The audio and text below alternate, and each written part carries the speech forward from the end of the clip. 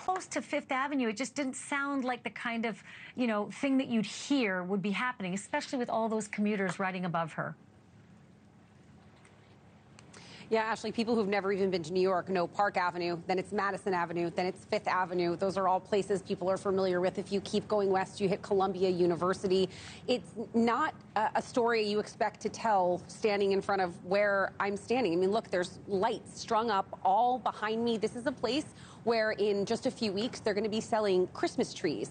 And right over there, just between these two pillars, is where you are looking at that body in the bag, in the trash bag, in the duffel, just laying there. So it's a really unexpected place. And you mentioned a few times that there's a commuter rail. You might actually hear it during our interview. It runs right over top of my head. And the entrance is at the other end of this block. So you have people, every time you hear that train coming up and down those stairs, having no idea that that woman's corpse was just sitting here in a pile. Do you have any idea how long she'd actually been there before someone made the discovery?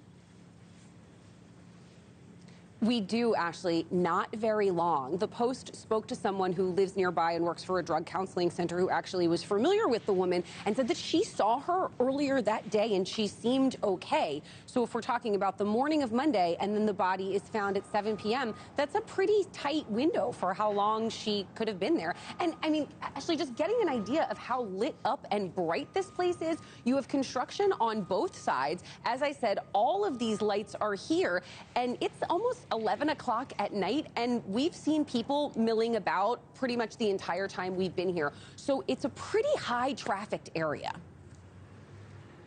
So I know how New York works. I lived there for years, and I've worked there for decades, right? One neighborhood can be so expensive. You could be paying $20,000 a month in rent. And then just 3 blocks over, there can be a homeless drug problem. Can you give me a sense of where we are in the scope of that spectrum, where this actually happened? Because Park Avenue is, you have one image in your mind, and that is not this. Yeah, exactly. And we're on the latter end of that spectrum. But as you said, the neighborhoods are so jammed together. I don't live too far from here.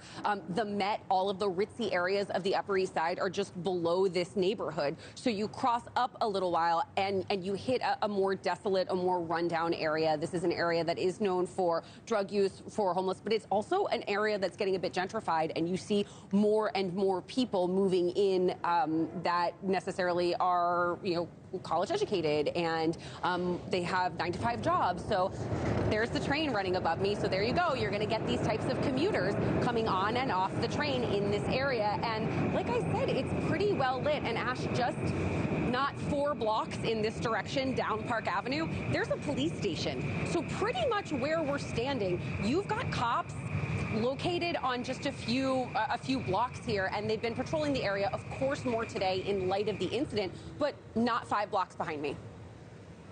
Can your cameraman pan up a little bit? That's my train, by the way, that I think just rolled over top of you. Just like tilt up a little so that they can see.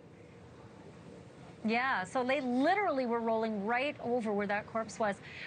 This is such a sad story for this woman. There's some word that folks in the neighborhood know who she might be, even if the police don't, right?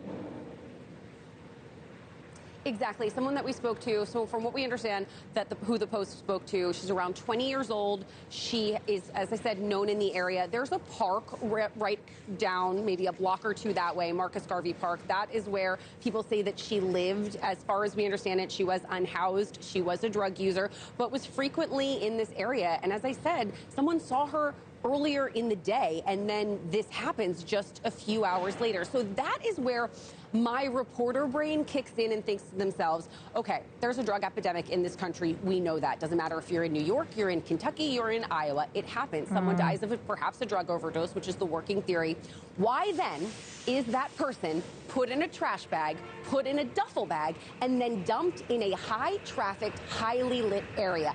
That's the mystery here, because that doesn't happen, not here in New York, I don't know where that happens that doesn't get our attention. Right. To go through the process of stuffing someone in 2 separate receptacles and highly likely moving her here. Someone that I spoke to around the corner said, oh yeah, something probably happened in Marcus Garvey Park, and then they moved her. Why? That's the mystery. Thank you for watching. Subscribe below and download our NewsNation app right now on your phone, and you will get fact-based, unbiased news for all Americans.